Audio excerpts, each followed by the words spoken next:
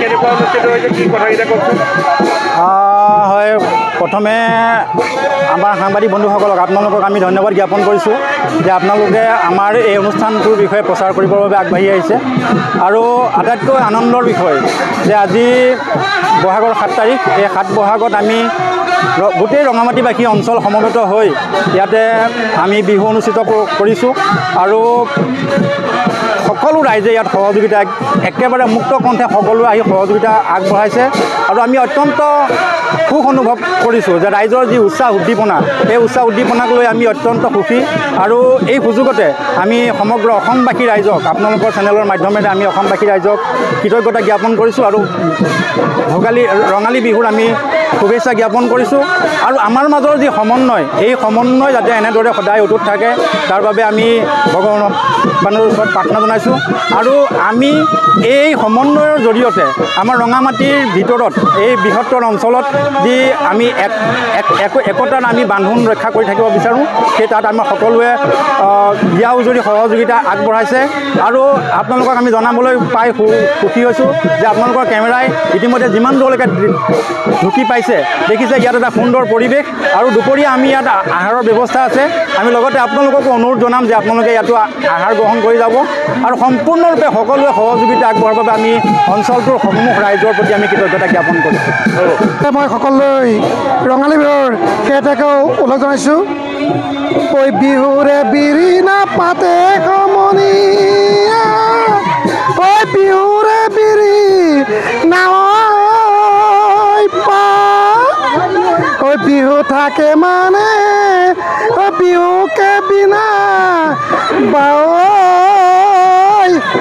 ঐ বিহু গ'লে বিনা বা শ্ৰদ্ধাৰ সমূহ অসমবাসী ৰাইজলৈ সেইটাকে ৰঙালী বিহু উল্লেখ জনাইছোঁ। আমি আজি ৰঙামাটিবাসী সমূহ ৰাইজে 7 বিহুৰ দিনা আজি বিহু উৰুৱাবলৈ ৰঙামাটি দলনি পথাৰ বৰগছৰ তলত আহি একত্ৰিত হৈছোঁ।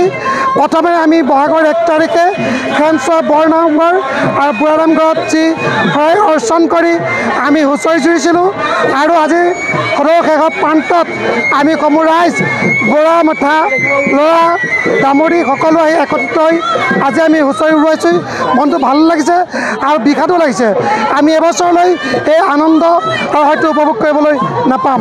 বা যাকি নহওক, এই সুযোগতে আমাৰ লগত আমাৰ অঞ্চলৰ বিভিন্ন জাতি ধৰ্ম বৰ্ণ নিৰ্বিশেষে যি সহযোগিতা আগবঢ়াইছে, আজি বিহুত একত্ৰিত হৈছে সকলোৱে আমি আন্তৰিক মান্য নকৰি শ্ৰদ্ধা তাকে আনিবে দিলোঁ।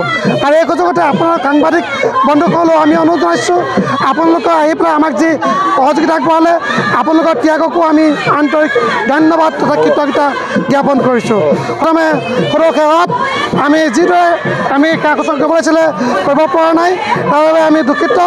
আৰু ৰাইজক এটা অনুৰোধ জনাইছোঁ, বিহুৰ প্ৰান্তত শেষত আমি আহাৰৰ ব্যৱস্থা কৰিছোঁ। সদৌ ৰাইজে সেই আহাৰ গ্ৰহণ কৰি আজি আমাক আলাদ্য কৰিছে। ধন্যবাদ। ৰঙালী বিহু আন্তৰিক শুভেচ্ছা জ্ঞাপন কৰিছোঁ। ইতিমধ্যে আমি 1 তাৰিখে আমাৰ বৰনামঘৰত আমি ৰঙালী বিহু জুৰিছিলোঁ। আজি 7 দিনত আমি উপস্থিত হৈ এই 7 বিহু আমি উৰুৱাব বিচাৰিছোঁ।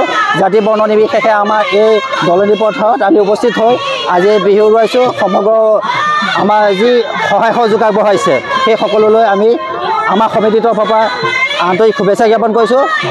আগলৈও এনেধৰণে সহায় সহযোগ আগবঢ়াবলৈ আমি হেৰি কৰিছোঁ, আশা কৰিছোঁ। ধন্যবাদ।